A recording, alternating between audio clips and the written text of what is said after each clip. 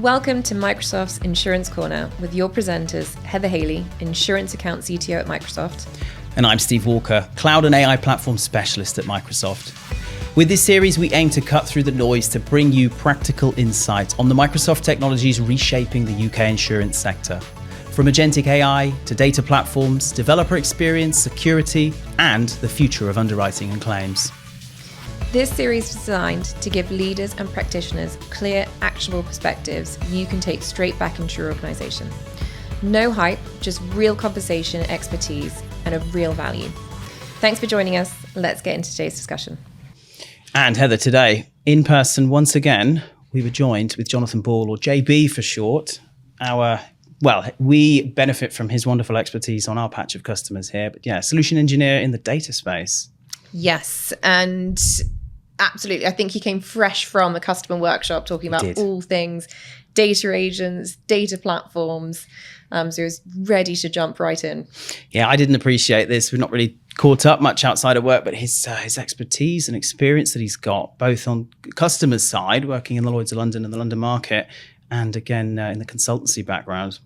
Well, I actually did have a small appreciation for his history because I remember jumping on a customer call with a personal lines insurer. It was with the full data team, including CDO, and they were like, "Hi, JB, lovely to see you again." Reunion. It was absolutely a reunion. And then we jumped straight into data agents, like future data platforms, and yeah, it was absolutely fabulous. Yeah, I love this episode. It was great to see him or to hear him demystify our Microsoft 3 IQ. So I think listeners will get a lot of value from today's episode, I think. Yeah, absolutely. I have to admit, because they're often talked about as the Microsoft intelligence layer.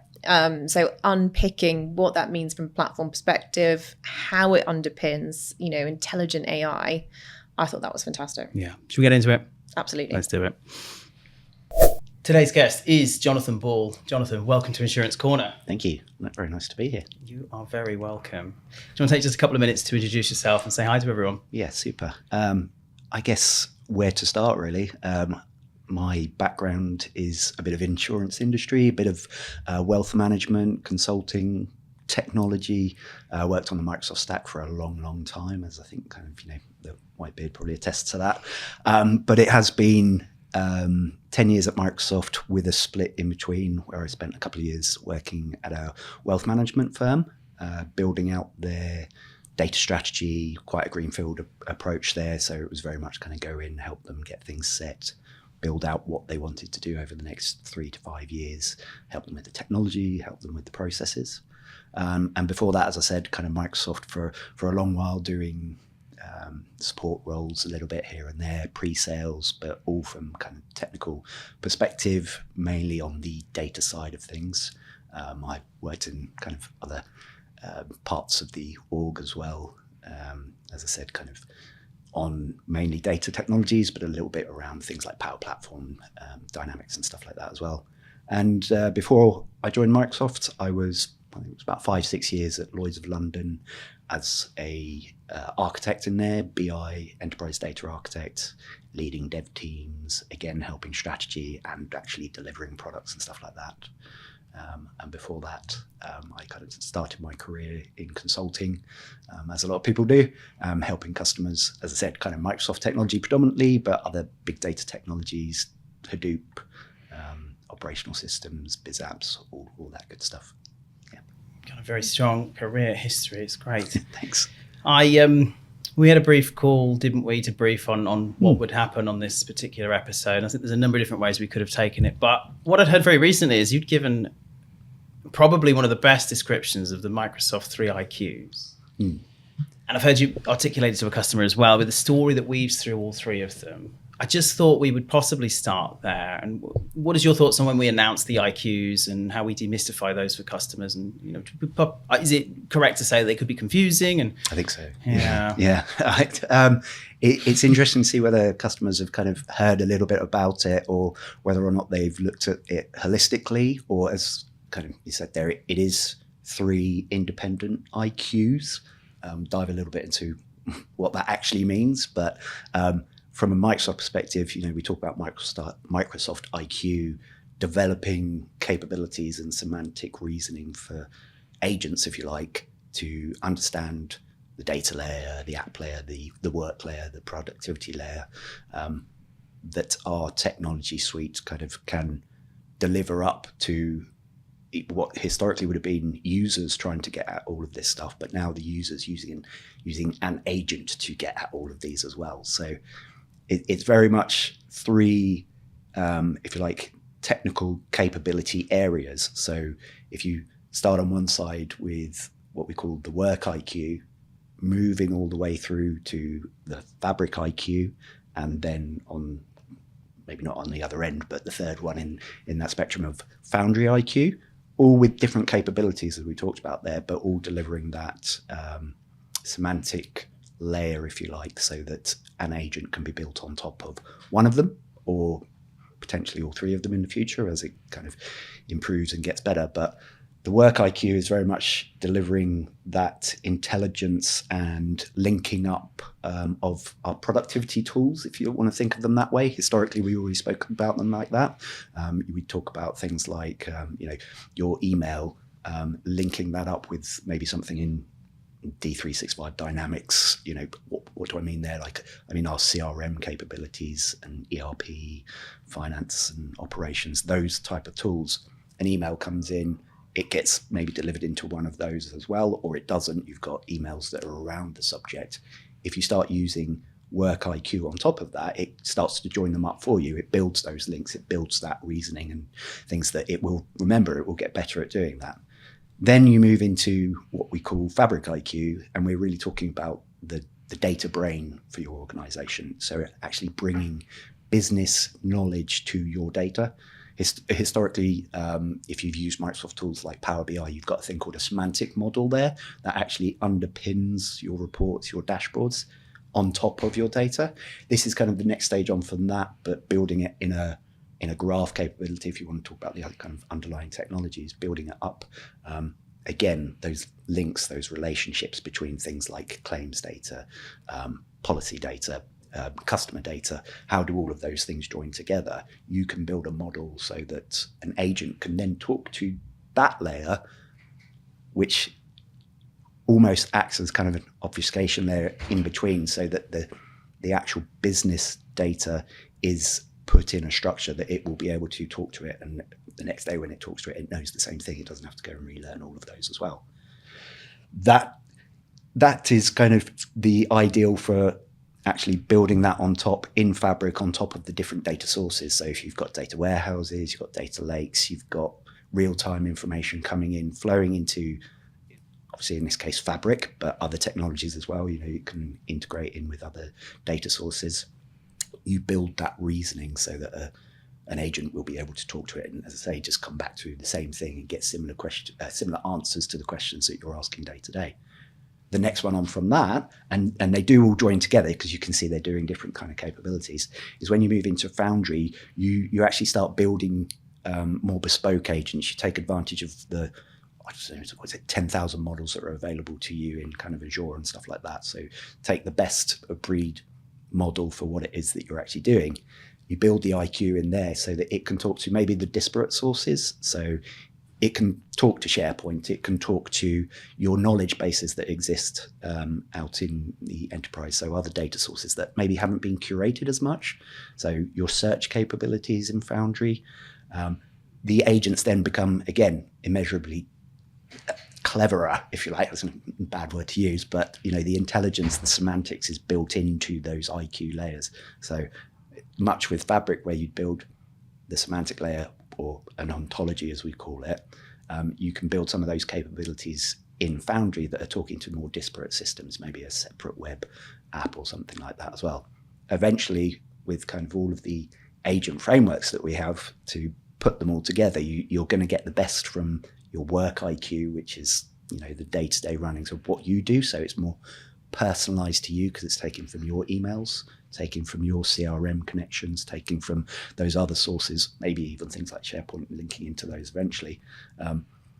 Joining that up with the very curated data that you've got in Fabric, so that business data brain that we talked about, joining up with Foundry so that you can maybe build more actions off it. There's a knowledge base that's got policy information. So an email has come in your CRM system, you join that up with some of the historical data in Fabric, and then within Foundry, you've got actions off the back of that because the policy says to deal with a claim or a new policy in this particular way, and it's been able to interrogate that going forwards. So that was a lot of stuff, a lot of talking there, but yeah, you see you've almost got a workflow of IQs there to help support agents and kind of that AI capability going forwards, whether it be more bespoke in Foundry or even agents through kind of Copilot, depending on what your pane of glass, what it is that you use as a workbench, those sort of things. If you've liked any of the episodes we've created, if any of the guests have inspired you, or simply if Heather and I have made you smile in any way, we would be eternally grateful if you could leave us a review wherever you download your podcast from. It really does help us out. Thank you. And now back to the show. Love that. I think my perspective on this is where insurance organizations think of their data as their IP. The fact 100%. That it sounds very much like these IQs are bringing that to life on their behalf. Yeah. So rather than having, to your point, I know it's a common question with customers around buy versus build, bringing in, third-party SaaS solutions to do claims or fraud or some of this goodness.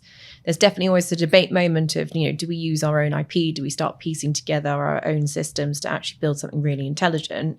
It sounds like this sort of intelligence layer we're building out is very much going to be quite foundational in actually creating, or sort of for customers to start thinking about creating like this IP or utilizing this IP in a really powerful way. Yeah, I think you've got a bit of both because you've got the 3 different IQs, you've got a bit of both there. So the work IQ, if you start joining up your email, you start joining that up with CRM, the other signals that you've got coming in, that's very personalized to you as a worker, if that's the right term. Then you join that up with the Fabric where it's the business definition of what's going on. That is, as you said, do you build, do you buy? Well, it is your IP. This is where you should absolutely be kind of taking charge of what you want your data to represent. That is, again, I think I read the business data brain. That's a really good way of putting it, and building that into that ontology. I think what you'll find is that the way that the Foundry, and this is just personal opinion, the Foundry IQ is there to be that more joining in with maybe knowledge bases that is existing already. So yeah, do you build, do you buy? I'd imagine we'll get to the point where a lot of third parties, vendors and stuff like that will make their IQ equivalent, so available, so that it can be joined up with the Copilot, something like that as well. That's my kind of theory on the way that will go. But build and buy your own IP, in my opinion, the kind of data brain there in the middle of that is going to be kind of invaluable. Obviously, speaking from a data engineer perspective, that's clearly where I'm going to go. But building some of it out and owning that IP is incredibly important. You've talked about the semantic layer and the ontology within an organization. In insurance, how important is that? I mean, being able for a model to be able to speak the language internally, I can imagine that must be vital. Yeah, I think that's the. For me, it's the key place to get started. Is what are your data products? What do they define? If you've got a data science team and they're producing pricing models and things like that, fraud detection bits and pieces that might exist in isolation at the moment. If you start to join those up together, and what effect does that model have on that one? How do we combine those? That's what I'm thinking of there. The semantic model, when we talk about it from an ontology for AI, is probably more geared towards the business defining what that is, rather than it being a data product, if you like. The business need to come in and say, claims talks to policy, talks to customer, talks to our fraud detection, sitting in the middle of all of that. So yes, joining those all up is going to be incredibly important.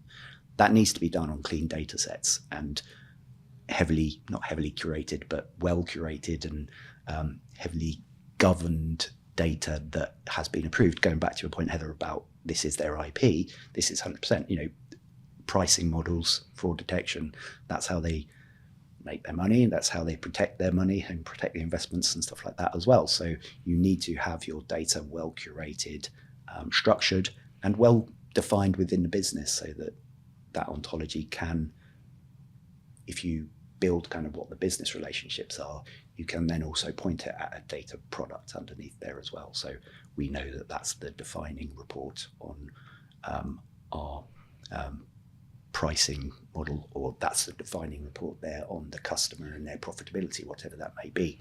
Join those things up underneath the ontology so that the agent can go in and ask the same questions.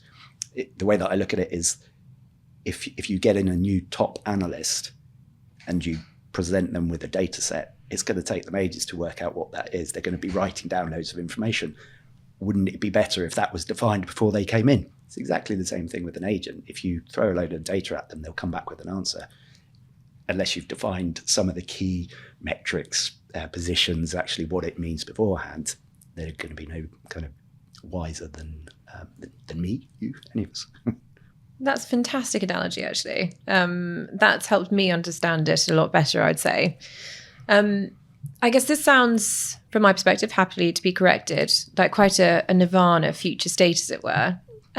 Or do you think, I know, for example, a lot of my customers are going to ask, what does it mean for us? Where do we have to go through a big, data cleanliness? Do we have to go through a huge sort of like data program of work so we feel that all those data sources are curated? Yeah. Or is this candidly technology that they can be taking advantage, that brain can start thinking, adding intelligence today for them? I think it's a combination of both. I'd say if you haven't started doing that data project already, then you need to get started on it anyway. That's absolutely the point. That's a key foundation for it, is knowing what your data actually is, how cleanliness, data quality, data products, as we talked about. That's a kind of one ticket item there to get started with. On the other hand, the work IQ, if you're heavily invested in kind of the Microsoft technologies around productivity, around email, around CRMs and things like that, as well, not necessarily using Dynamics, if you can kind of start taking that information in the same way and joining that up, that's key. But that's very much on the user side of things, as opposed to a big program of data cleansing and things like that. On the other side of it, your AI and agentic framework is going to be key there as well. So there's a few things that, if you haven't got started, data cleansing, data products, actually data stewardship, all of that stuff, which a lot of my customers are very mature and so have done a lot of that, maybe in other technologies, which is absolutely fine. We join those things up as well. But actually just being aware of what the cleanliness of your data, the quality, the products that you've got, that's a key kind of foundational principle to getting good information out. Back to the point that if you get loads of workers in and your data's a mess, it's going to take them ages to actually understand it. You're going to have to go through that process. You put an agent on top of it, they're going to have to go through that process. You ask the same question of the agent several days in a row without cleansed, curated data. That's when you get things like hallucination coming in, and you have to get a different response every time. Quite possibly, yeah. I mean, we ask for kind of deterministic results on these things. If you ask a similar question every day, but your data does change anyway, you would expect to get a slightly different result, I think. If you haven't prepared an agent to talk to the data and any kind of underlying guidance and principles for it to actually pick up on, it will probably kind of give you slightly different results, as most people do. How the brain works for people, you can get different results on different days as well. I guess a question for me as well, speaking to lots of data teams, definitely, again, questions around where to start. Obviously quite overwhelming. Everyone's now talking about AI, and it feels like data tends to be a bit of a tag on or a secondary concern of, we'll fix that later. Is sometimes what I'm hearing, not saying at all that's the complete commonality. But would love to, based on the fact you put strategies together, where would you suggest organizations start? Any tips, coaching would be phenomenal. Yeah, I mean, it does depend where you are on the journey, is what I'd say. If you have a well-curated data library, data catalog, different organizations call it different names, but knowing what data you have available to you, where it is and what state it's in is the key thing there. The data quality, data cleansing comes after you found out what data you actually have. But those are the grounding principles there, that if you're it's not a new kind of thing. AI is just probably grounding it out a little bit more, that if you have rubbish data going in, the same sort of thing's going to come out of the other end, no matter what kind of report analyst you put on top of it. Data engineering is a kind of key principle, and is there for a reason now, is to get your data curated. But yeah, visibility of your data is a key thing as well. Knowing that it's well categorized and classified as well is important there. I think if you run the risk of making data available to AI that you wouldn't make available to your users, and then somebody can kind of access an agent that's been given permission to talk to something. Make sure that you've got your security absolutely proof and very tight before you let an agent loose on top of it, because you do the same thing if you were letting a new employee or user analyst on it. Same things apply there. Remember, you can get in touch with the show on LinkedIn. We'd love to hear from you with your feedback, thoughts, and suggestions for future episodes. Now back to the show. How important are partners, would you say, an expert partner to come and do that? I guess you'll tell me that it varies based on where you are on the journey, but how important would you say an expert partner is? No, absolutely. My answer would have been it depends, because I'm a consultancy background there, but that's why you'd get a partner in, to be able to answer the same thing there. No, I think having people that have done it before and can point out where those gotchas are, help you with the classification principles. What sort of data should be really important as well. What sort of data should you be making available to the organization wider as well? The historical data silo is still an issue. From a technology standpoint, partners are fantastic, because they do this. They've got the best guidance and best practice for bringing data together. But when they bring that data together, they have the guardrails, the guidance, the good governance processes that we as Microsoft try to kind of talk about and espouse as well. But the partners will come and actually do that from a delivery side of things. So really useful to have good partners involved, and if they've done it before, which most of them have, they can give you kind of the pain and help you out where it's most needed. Yeah, it's the same thing with apps. It's the same thing with infra. If you don't understand or catalog what you've got, how can you possibly look to modernize it? Yeah. I think the app side of it's an interesting one as well, because from an IQ perspective, obviously you're building those ontology, you're building that layer in on top of all of your data. So from a work perspective, that's data captured for you and managed by the provider, if you like, us, Microsoft. The Fabric side of things, the Fabric data brain is building that up based on data sources that might be coming from additional places as well. So bringing all of that together so that you can talk and put it together. And then the Foundry point of view, do you put that back into your apps as well? I think we talked briefly about what's the pane of glass for users actually accessing AI and agents and stuff like that as well. Do we start putting them back into the applications that have been bespoke applications? Certainly with a tool like, if you look at our D365, you look at Copilot being integrated all over the place. Do you start integrating your own agents into your apps as well? Be that out to a customer, be that internally, those things. If it's going to be customer facing, all those things that we just talked about, governance, security, everything like that, double down on that, triple down. If not, that's the important thing. Make sure that none of your information is leaking out as well. That's a key point there. Amazing. We've talked about getting data ready. I guess question for you is, where are you seeing customers doing some really bleeding edge innovation with data? Yeah, it's very early days with the IQ side of things. I think for the insurance industry itself, we've been working models for many, many years. As I say, I used to work at Lloyd's of London. There we had kind of Monte Carlo type models looking at the fund and getting that information. So we're advanced users. It's the machine learning, the data science teams, depends kind of what you call them. They're using the technology in advanced ways. There's big data technology. There's massive amounts of data to go into all of that as well. So just really taking advantage of the latest technology is where I see a lot of the customers going, so that it can be made available to everybody. I think that's the important thing kind of for now that we're starting to get kind of consistency in the kind of message around agents and AI being available to users is actually now these agents can take advantage of some of the really advanced models and stuff and make those more available to other people as well.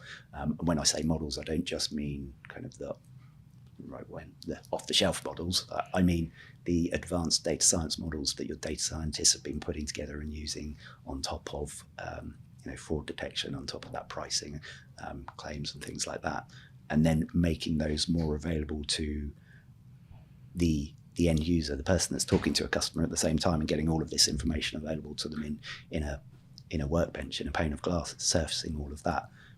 But again, that has to be done on very clean, curated data to make sure that they're not getting the wrong information back as well. Have you seen anything interesting in the real-time analytics space at all in insurance? It is an interesting one. I have some in some of my customers that you think about kind of the black box technology in cars, for example. So getting all of that massive amounts of data in really, really quickly. And it's a question of some of them have got great partners that deliver that for them. Now they're saying, well, we've got the technology and the capability to do that ourselves. It's like, and actually, again, we've got really experienced data scientists guys that they've done some fantastic stuff over there on our pricing and our fraud and everything. Actually want to start getting them on that journey as well. And that's going to be very much a get the data in really, really quickly, so that, if claims come up, they're all on top of it straight away. So you combine it with other data sources as well. There's still technical challenges for getting that data in really quickly, storing it.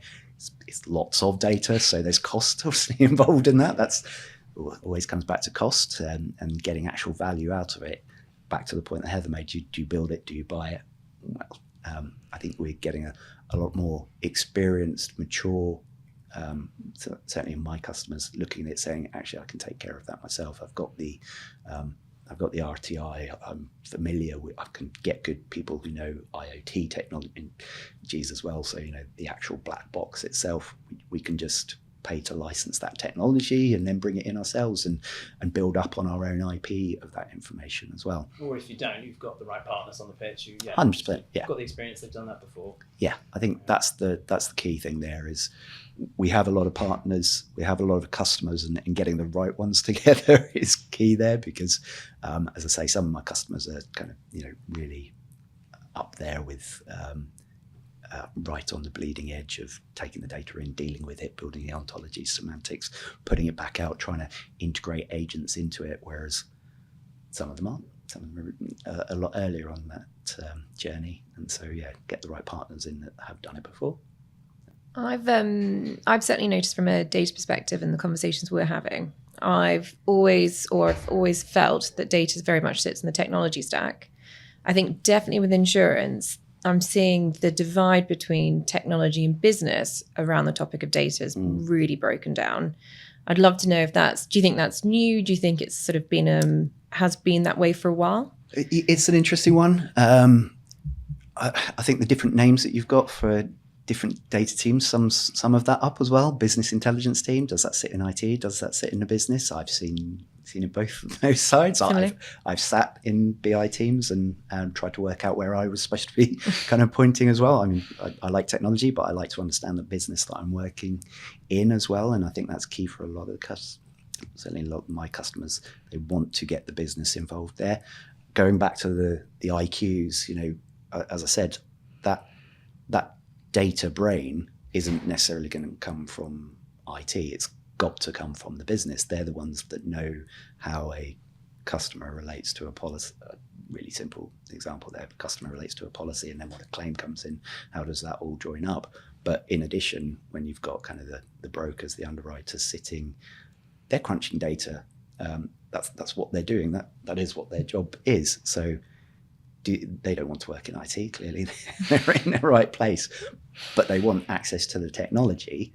And vice versa, IT doesn't necessarily want to be defining what the business, what those ontologies are, so that you've got to get them together there in that perspective. And I think that the tooling certainly is, from Microsoft's perspective, it's always geared towards getting the citizen developers, the citizen BI, whatever term you want to use, but getting those guys involved, getting the business involved, and getting them to actually write down what something should be. What is the relationship between these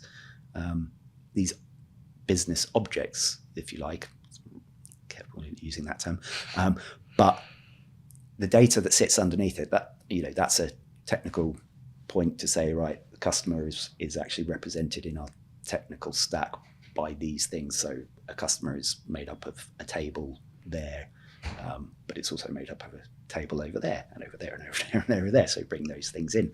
That's what a good data team should do. And that data team will most likely be very technical, and it will probably be sat within the IT organization, if that's true.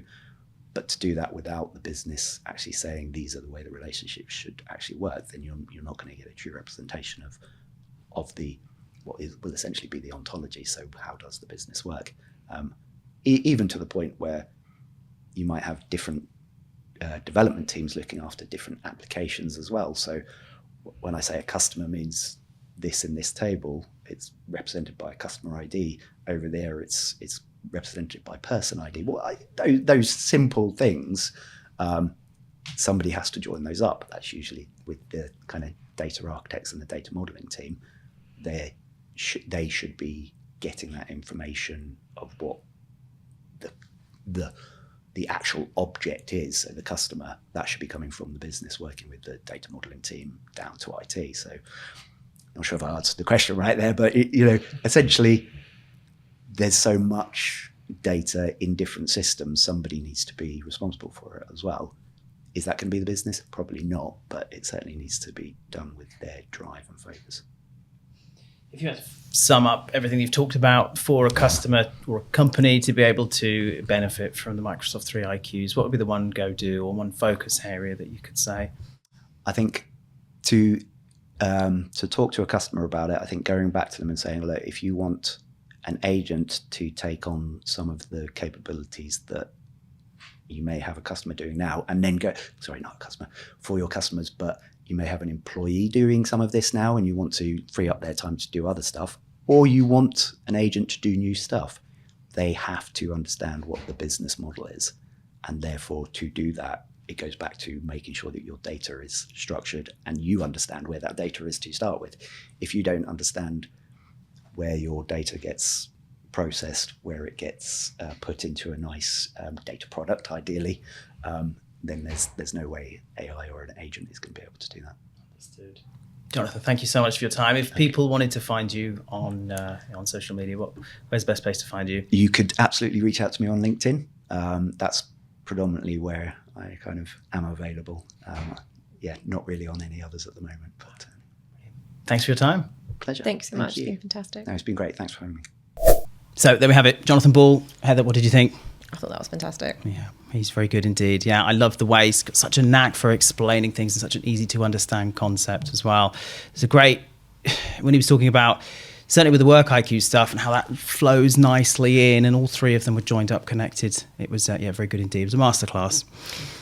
Absolutely. And I think what I'm hoping the listeners get from it is, as you said, the flow. So in our productivity suite, whether that's Teams, Outlook, Copilot, wherever they're working, being able to connect, an email talking about a certain category or a class of business, and then that being able to sort of like picked up into a flow of work and all that intelligence and how it will enrich processes such as claims and underwriting. I thought, hearing him describe it, I thought I could finally see through the weeds of how that would be really applicable for our insurance orgs. Indeed, yeah. And again, underscoring the importance, we've said it so many times before, about how vital it is to have your data layer sorted out. And if you want to try and benefit from generative AI, you need to get the data estate in order first.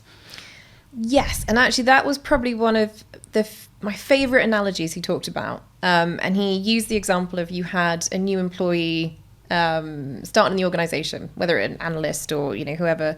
If you give them bad data as part of their onboarding process, what hope is there for them achieving something fabulous? So I thought that again for me was a real light bulb moment of Of course, if we think about agents as part of your workforce, we think of agents as doing a task on behalf of your organization. If you haven't got that data sat there with all that IP, that goodness, everything about you as an industry, you're not setting them up for success at all. You're not at all. No, we've said that time and time again, haven't we, about treating agents as if they are humans, and whether that means technically, whether you assign them sort of policies that come from Nagentra suite and all that kind of stuff, and whether it also means the way with the data in which you give them and the resources that they have at their fingertips is exactly the same. And I think it's a big mindset shift that's happening in the industry now about the way we think of agentic AI. Yep, absolutely. I thought the other definitely takeaway from me was sort of business and technology almost being quite, what would we call it? Boundaryless in this world. And obviously, JB's lived and breathed that because, as he said, he's been in BI teams, he's talking regularly to pricing teams. But yeah, everything talked about, with product owners and, that the business, leadership and strategy around data being quite pivotal. Indeed. Brilliant. Let's leave it there. If you've enjoyed today's episode, please do leave us a review wherever you download your podcast from. But thank you very much for listening to Microsoft Insurance Corner. We'll see you soon. See you soon, everyone.